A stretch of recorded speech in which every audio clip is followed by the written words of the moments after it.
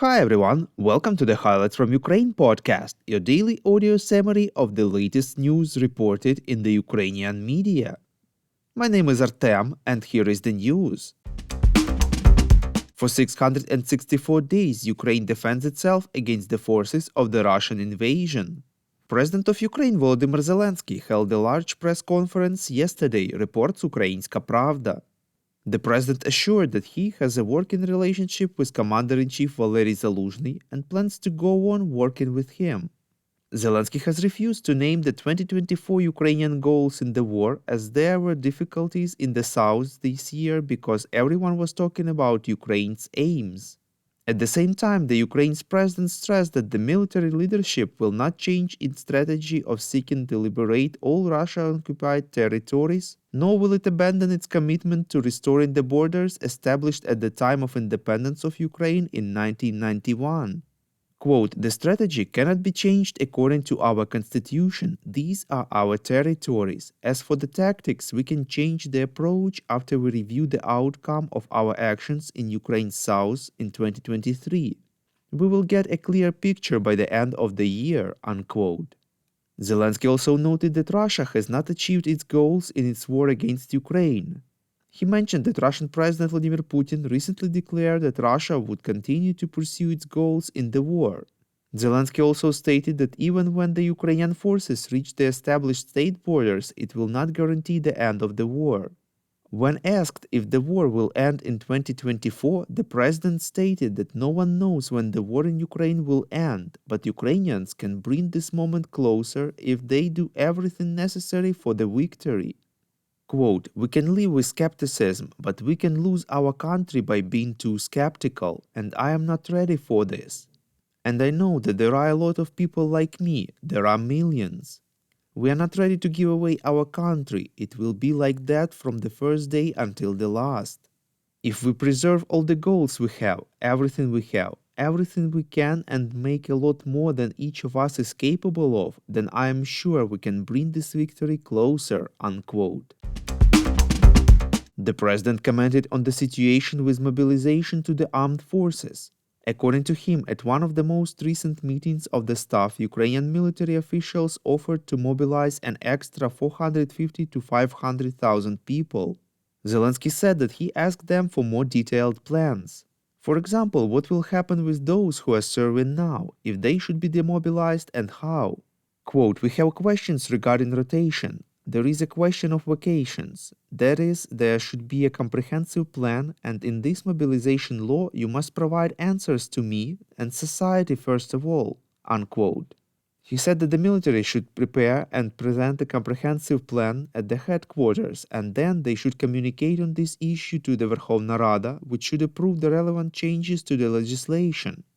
The head of state stressed that this type of mobilization will cost Ukraine an additional $13.4 billion, and there should be an understanding where the money will come from.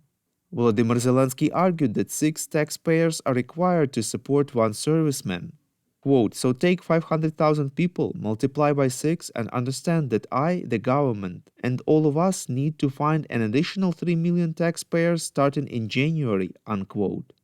He assured the public that he would not support the mandatory mobilization of women, but could sign a law to lower the minimum mobilization age for men from 27 to 25.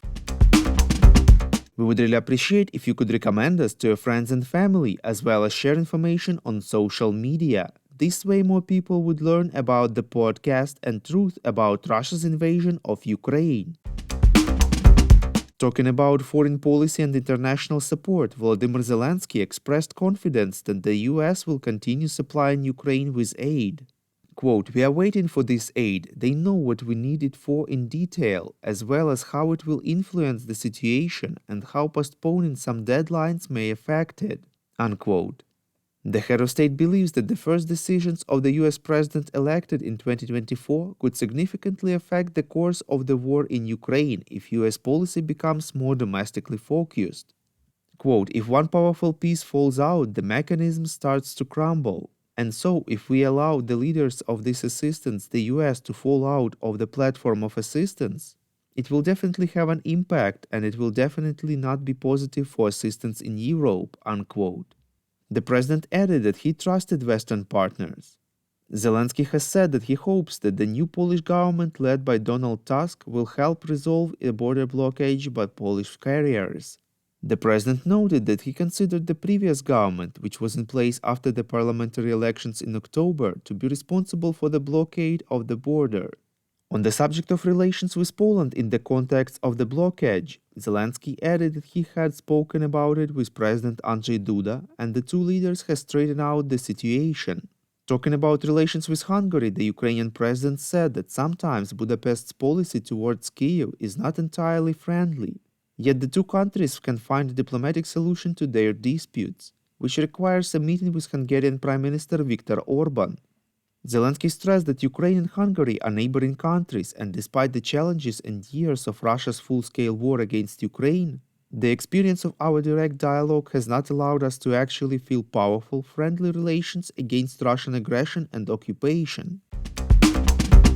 The president of Ukraine answered the question on the prisoner of war exchange process, saying that it has been hampered by Russia for specific reasons, but he hopes that this pathway will open soon. Volodymyr Zelenskyy made it clear that we can expect to see a new round of prisoner swaps soon. The president said that he does not believe in the possibility of NATO accession in several stages, when at first security guarantees are extended to part of Ukraine's territory. The head of state emphasized that Ukraine's full accession to the alliance is the most powerful option to ensure the security of the country.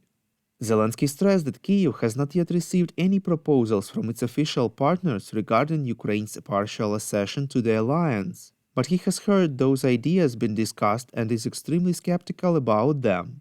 Quote, "It is very difficult to imagine how this could be," he said. In particular, the president said that such a scenario would lead to a direct conflict between Russia and NATO, as the Russian leadership has made uncompromising statements about the continuation of Russia's goal of conquering Ukraine. According to Zelenskyy, partial accession to the alliance will also raise the issue of what happens to the occupied territories if Ukraine is a member of NATO. Thank you for listening to the Highlights from Ukraine podcast. We're a commercial initiative of just two people and we need your help to grow. Share information about the podcast, rate us in the app, subscribe to our Patreon. With your support, we are getting better. We call on you to demand from governments of your countries to impose the toughest sanctions possible on Russia and its citizens to stop their invasion of Ukraine.